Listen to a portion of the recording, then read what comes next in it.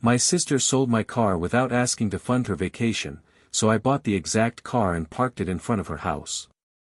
I'm a 25-year-old guy, and for as long as I can remember, I've been the responsible one in my family, the kid who picked up part-time jobs in high school, saved every spare dollar, and learned early that if I didn't earn something myself, I wasn't going to have it. While my friends bought video games or new shoes, I was stocking shelves, delivering takeout, or fixing laptops just so I could afford my own stuff without relying on anyone. Responsibility wasn't a virtue in my house, it was a necessity. And somehow, it always fell on me.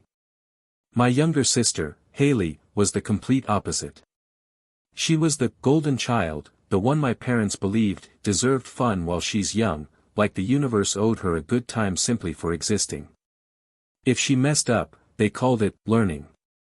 If I slipped, it was disappointing. The imbalance wasn't subtle, it was loud, constant, and exhausting. But I learned to swallow it and move on. For years, I saved obsessively until I finally bought my used but beloved car, a faded blue sedan that wasn't fancy but felt like freedom. I can still remember how the steering wheel felt under my hands the first time I drove it home, or how the cold air smelled on early morning drives to work. That car wasn't just transport, it was proof that my hard work meant something. Haley, of course, wanted to borrow it constantly. Just for a quick errand, she'd say. "You're not using it right now anyway." She'd bring it back with the gas tank nearly empty, or with dents she swore were already there. Each time I clenched my jaw, counted to 10, and said nothing, because in my family, calling out Haley meant starting a war. But even then, even with all the small frustrations and crossed boundaries, I never imagined she would violate the one line I thought was clear. I didn't know it yet, but that line was already breaking. Something felt different a few weeks before everything fell apart, though I didn't recognize it at the time. Haley started hovering around me more than usual, asking these oddly specific questions about my car: how many miles does it have now, or, do you think it still has good resale value? She'd ask it casually, like she was just making conversation, but her tone always felt rehearsed, like she already knew the answers and just wanted to hear me say them. One night, while I was eating dinner, she leaned against the doorway and said, "It's kind of crazy you have a whole car sitting around when you barely go anywhere." I remember looking up at her, feeling this strange chill creep across my shoulders, because the comment didn't feel like teasing, it felt like auditing. Around the same time, Haley wouldn't shut up about her dream vacation. Every day it was something new: a beach Airbnb she found, a group discount on flights, a story about how all her friends were planning a once-in-a-lifetime getaway. At first, I thought she was just excited, but the way she talked about it sounded like she was trying to convince herself she deserved it, no matter the cost. "The universe owes me a break," she'd say dramatically. "I've suffered enough this year." Her suffering was getting a parking ticket and breaking up with a guy she dated for 3 weeks. My parents fed into it too, telling her things like, "You're young, sweetheart, you should enjoy life while you can." Meanwhile, they'd look at me and ask why I wasn't picking up more shifts. It was like living in 2 different realities under the same roof. Then Haley started acting sweet. Strangely, suspiciously sweet. Complimenting my clothes. Asking if I needed anything from the store. Making small talk about my job even though she'd never cared before.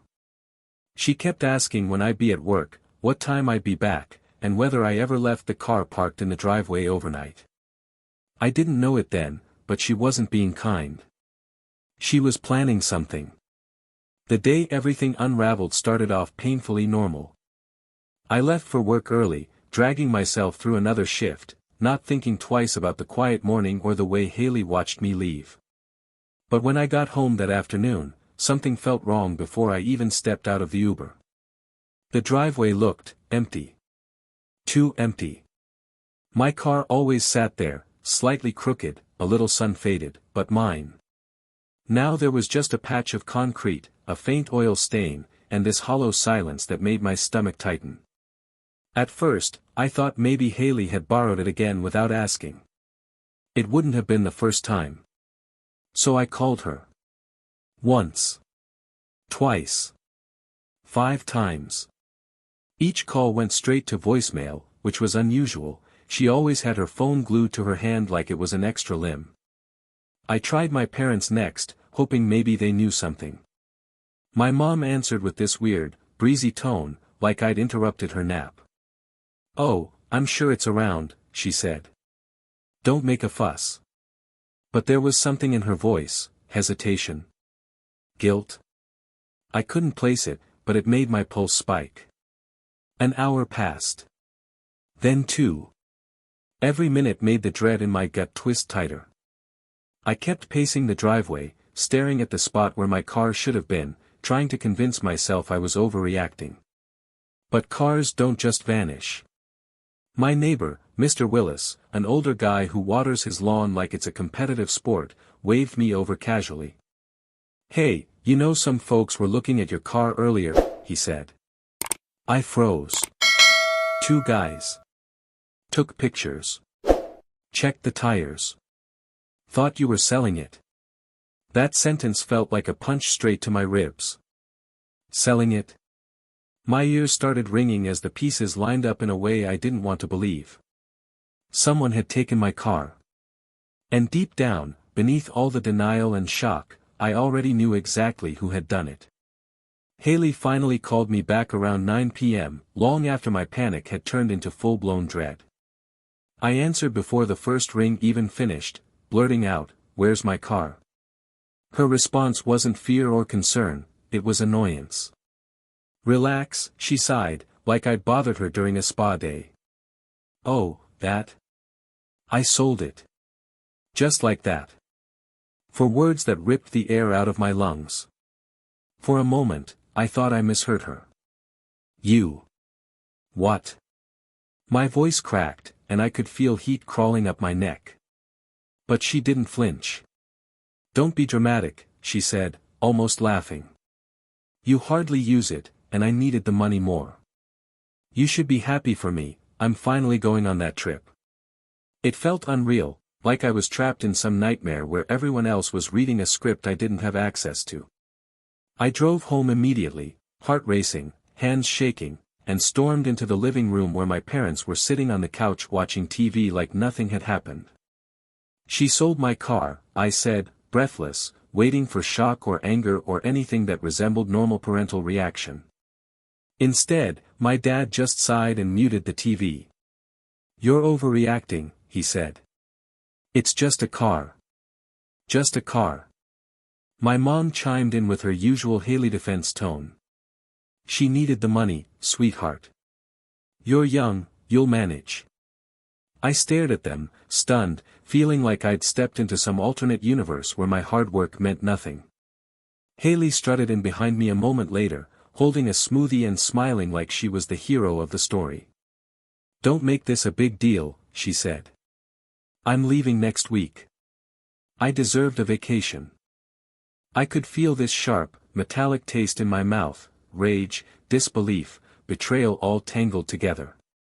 My mind kept replaying her words, "I sold it. Not borrowed. Not damaged. Sold." And somehow, everyone in that living room acted like I should just accept it. But deep inside, something cracked. And that crack was only beginning to spread. I spent the next morning trying to convince myself there had to be some kind of misunderstanding, even though I already knew the truth. I walked into the kitchen where my parents were having coffee, hoping, praying, that they'd come to their senses overnight. "We need to talk about the car," I said, forcing my voice to stay steady. My dad didn't even look up from his newspaper. "We already talked," he muttered. "Let it go. It's done." My mom just offered this tired sigh, like I was the difficult one. I sat across from them, gripping the edge of the table. "She sold my property," I said slowly. "My car. The one I bought. With my money. Without asking." My mom rolled her eyes. "You're making it sound worse than it is." "Worse? How could it be worse?" She added, "Haley is under a lot of stress. She needed a break." Her voice was soft, sympathetic, but not for me. For her. Haley walked in a moment later like she was the star of some reality show. Hair curled, sunglasses on her head, holding a cup of iced coffee she definitely didn't pay for. "Ugh, are we still talking about this?" she groaned. "You're being obsessive." I stared at her. "You sold my car." "My car, Haley." She shrugged with this smug little smile. "Well, you weren't using it much. And you're always preaching about being responsible. So be responsible and get another one." I felt something inside me snap, quietly, almost imperceptibly, but enough that I knew things would never be the same. "At least apologize," I said, my voice shaking with anger. She laughed. Actually laughed. "For what? Funding my mental health? You should thank me. Maybe now you'll actually start living instead of hoarding things." My parents didn't correct her. Didn't scold her. Didn't acknowledge the theft.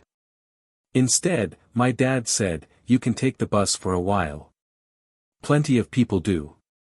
In that moment, sitting in my own kitchen, surrounded by people who chose convenience over accountability, I realized something horrible. My family had no intention of making this right. And the betrayal was only beginning to reveal its teeth. I was sitting on my bed that night, staring at the blank spot in the driveway through my window, when my phone buzzed with a message from an unknown number. For a second, I thought it might be a spam text, until I opened it. "Hey, I think I bought your car today. Can we talk?" My breath caught in my throat. My hands actually trembled as I typed back, "Who is this?" Within seconds, my phone rang. I didn't even hesitate, I answered. The voice on the other end was calm, a little hesitant.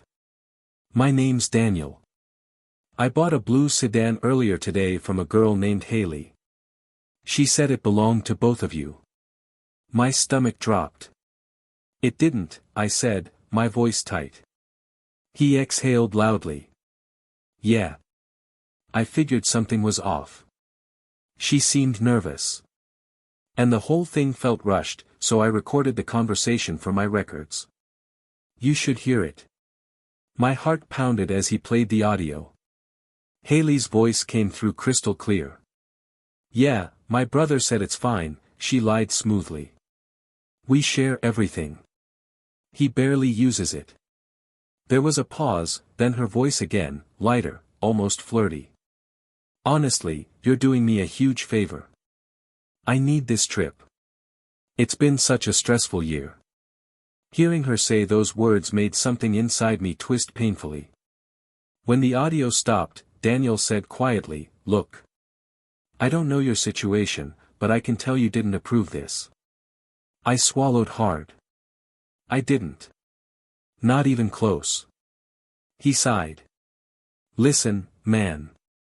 I don't want to keep a car that wasn't sold honestly. If you can pay me back what I gave her, I'll return it to you. No drama." His voice was steady, kind in a way I hadn't heard in days. For the first time since this nightmare started, I felt a small spark of hope flicker inside me. But that hope came with a heavy weight. Because if I wanted my car back, I'd have to sacrifice even more. And Haley wasn't done taking from me, not yet. The next few days were a blur of grinding exhaustion and panic. I didn't have the cash sitting around to buy my own car back, not after years of scraping and saving just to afford it in the first place. But Daniel had given me a chance, maybe the only chance, and I wasn't about to lose it. So I picked up every shift I could. Morning. Night. Doubles. I barely slept, barely ate, just pushed myself through work like a machine running on fumes and anger. I met Daniel in a grocery store parking lot on a cold evening, the kind of night where the wind makes your eyes sting. He showed up right on time, leaning against my car like he already knew how much it meant to me. "You sure about this?" he asked gently when he saw my tired face. I nodded. "I just want what's mine." He studied me for a second, really studied me, before handing me the keys. "She messed up, man," he said. For what it's worth. I'm sorry. When I opened the door, a wave of stale perfume, spilled soda, and something sour hit me. The seats were covered in crumbs. The dashboard was sticky. There were scratches on the door panel that hadn't been there before. My heart sank. It felt like someone had taken something personal and violated it out of pure carelessness. I sat in the driver's seat and let myself feel the heartbreak, not just for the car, but for every minute of work Haley had thrown away without a thought. I handed Daniel the envelope of cash, heavier than it should have been. He patted my shoulder once before walking back to his truck. "Good luck," he said quietly. Driving home was surreal. The engine sputtered in a way it never had before. The steering pulled slightly to the right. It was like my car had gone through hell and crawled back to me. But even as relief washed over me, something sharper rose beneath it: anger. Cold, focused, unshakable anger. And I knew this wasn't the end. It was only the beginning of what I needed to do next. When I pulled into the driveway that night, exhausted and emotionally wrung out, I expected, stupidly, that my parents might finally understand the gravity of what Haley had done. Instead, I walked into the living room to find both of them sitting there with tight expressions, like I was the one who'd created the problem. My mom crossed her arms. "We heard you got the car back," she said, her tone clipped. "Why didn't you tell us?" I stared at her, stunned. "Because none of you cared when it was gone." My dad shook his head slowly, disappointed in me, somehow. "You could have given Haley some of that money," he said. "She was counting on it for her trip." For a second, my brain couldn't even process the words. "You want me to pay her," I said quietly, "for selling my property?" My voice trembled, not from fear but from disbelief so sharp it hurt. My mom sighed dramatically, like she was tired of repeating the same logic. She was depending on that vacation to clear her mind. "She's going through a lot." Haley chose that moment to step into the doorway, still in her cheap knockoff designer pajamas, scrolling her phone like a queen holding court. "Honestly, you're being so selfish," she said without looking up. "If you hadn't been so dramatic about the car, none of this would have blown up." Then she lifted her phone and smirked. "I leave in 2 days. You ruined my vibe, by the way." I felt something inside me collapse, not a snap, not rage, but a quiet, hollow drop, like my chest had caved in. This was my rock bottom. Not the car. Not the money. Not the betrayal. It was the realization that my family would rather defend Haley's Instagram-worthy vacation than acknowledge my pain. That they saw me as an inconvenience, not a son. Later that night, alone in my room, I stared at the ceiling and felt this numb heaviness settle over me. Every red flag, every unfair moment, every ignored boundary suddenly made sense. They were never going to choose me. And for the first time in my life, I finally understood what that meant. Something inside me shifted after that night, quiet, steady, and irreversible. I wasn't shaking with anger anymore. I wasn't begging for fairness or understanding.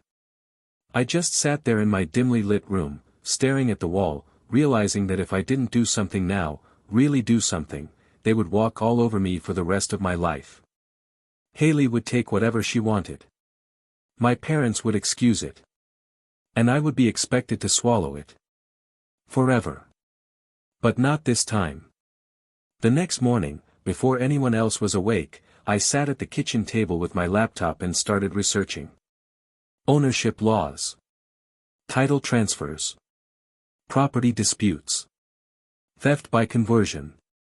Every article was another confirmation that the car had always been legally and undeniably mine.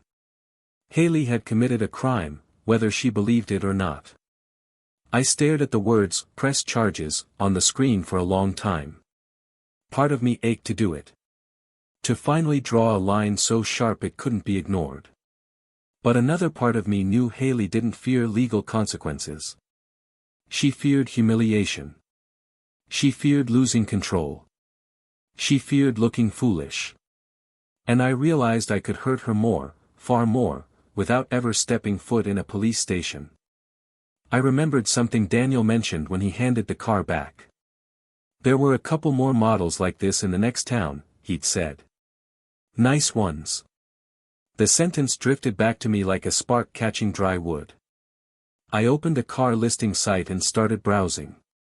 And there it was, the same make, same model, same color, except newer, cleaner, and in better condition than mine ever was. A slow, deliberate idea formed in my mind. It wasn't loud or impulsive. It was cold. Precise. Poetic. If Haley thought she could take what was mine, fine. I would show her, clearly, unmistakably, and publicly, exactly what she could never destroy. And the first step was buying that car. 2 days later, I drove out to the next town to see the car I'd found online. The morning air was cold enough to sting, and the sky had that heavy gray look that always made me feel strangely alert. When I pulled into the seller's driveway, my breath actually caught in my chest. There it was, the exact same make, model, and color as my car, but better. Cleaner interior. Newer features. A smoother body with none of the dings and scars mine had collected over the years. It felt like looking at a restored version of something Haley had tried to destroy. The seller, an older woman named Ruth, greeted me with a warm smile. "You look like you needed something good today," she said. I nodded. "More than you know." I walked around the car slowly, running my hand along the cool metal. The paint glowed faintly under the cloudy light. The engine purred when she started it, deep, steady, confident. Hearing that sound was like inhaling for the first time in weeks. "Take it for a spin," she said, tossing me the keys. The interior smelled faintly of clean leather and citrus, and for a moment, I just sat there, letting the feeling settle. A familiar shape, but a completely different energy. When I pulled onto the road, the steering was smooth, gliding with a softness mine had lost long ago. Every turn felt purposeful. Controlled. It felt like a car built for someone who finally decided to stop being stepped on. When I returned, I didn't even negotiate. I paid her full price. Ruth watched me sign the papers and said gently, "Whoever made you look this defeated. I hope they see you drive this." I smiled, really smiled, for the first time in days. Driving both cars home was almost surreal. My old one behind me, battle-worn but loyal. My new one in front, shining like a statement I hadn't spoken yet. I parked them side by side in the driveway, staring at them both, feeling something heavy inside me settle. This wasn't revenge yet. This was preparation. And Haley hadn't seen anything. Not yet. The morning I set everything in motion was unnervingly calm. Too calm. The sky was pale and overcast, the kind of weather that made sound travel further, sharper. I drove both cars, first the newer one, then my battered original, over to Haley's house just after sunrise. The street was still quiet, dew clinging to the grass, the air cool enough that every breath came out in a faint cloud. Perfect. I parked the newer car directly across her driveway, then circled around and positioned my old one inches behind it, boxing her in completely. I stood back, arms crossed, heart steady in a way it hadn't been in weeks. A few minutes later, the front door flew open. Haley stormed out in slippers and an oversized sweatshirt, hair wild, face puffed with sleep. "What the hell is this?" she yelled, voice sharp and cracking. She didn't even recognize the newer car at first, she was too focused on the blockade. "Move your stupid junk. I have plans." I didn't move. "This is my property," I said calmly. "Both of them." Her eyes flicked from the old car to the new one, and then realization hit her like a slap. "No," she breathed, stepping closer. You bought another one." I nodded once. Her face twisted, shock giving way to rage. "Are you trying to embarrass me? Are you doing this to make me look bad?" I kept my voice measured, even. No. I'm showing you exactly what you can't take from me again. She scoffed, crossing her arms. You're insane. Move them. Now. I held her gaze. Touch my car again, Haley, and I'll press charges. Actual charges. You're not protected from that. My words hung in the air like a blade, and for the first time in her life, she actually looked afraid, not screaming, not dramatic, just genuinely startled. Behind her, I saw the curtains shift as my parents peeked through the window, watching the scene unfold but not daring to intervene. Haley opened her mouth to argue, but nothing came out. And that silence? That was the beginning of something she never expected. My parents came rushing out a few minutes later, faces twisted in a mixture of embarrassment and disbelief.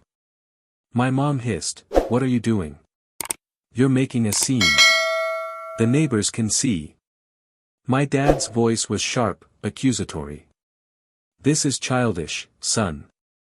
Move the cars and stop provoking your sister." For the first time in my entire life, their words didn't pierce me. They just floated past, meaningless. I looked at them and felt nothing, no guilt, no fear, no instinct to keep the peace. Just a quiet clarity I'd never felt before. "I'm done," I said simply. My mom blinked. "Done with what?" "Being the one you all walk over." My voice didn't shake. It didn't rise. It just existed, firm, controlled, final. Haley scoffed loudly. "Oh please. You're being dramatic again. Just move the cars." She tried to step toward the newer one like she might yank the door open, but I stepped in front of her. "Touch it," I warned softly, "and the police will be here before you finish your sentence." Something in my tone must have landed because she froze, shoulders shrinking just a little. I didn't wait for more excuses. I got into the newer car, reversed just enough to clear her driveway, then pulled onto the street. My old car followed behind me, loud, rattling, but undeniably mine. I drove both back home, parked them side by side, and walked inside without looking back. My phone buzzed all day, calls from my parents, messages from Haley. I ignored every single one. By evening, I had blocked all three of them. The silence that followed wasn't harsh or lonely, it was peaceful. Like breathing clean air after years stuck in a stuffy room. A week later, I sold the old car for a good price and kept the newer one. I started looking for my own place, somewhere away from the constant comparisons and double standards. Somewhere I could exist without being the family's fallback plan.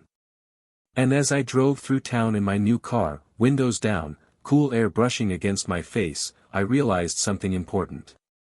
The real revenge wasn't the cars. It was finally choosing myself.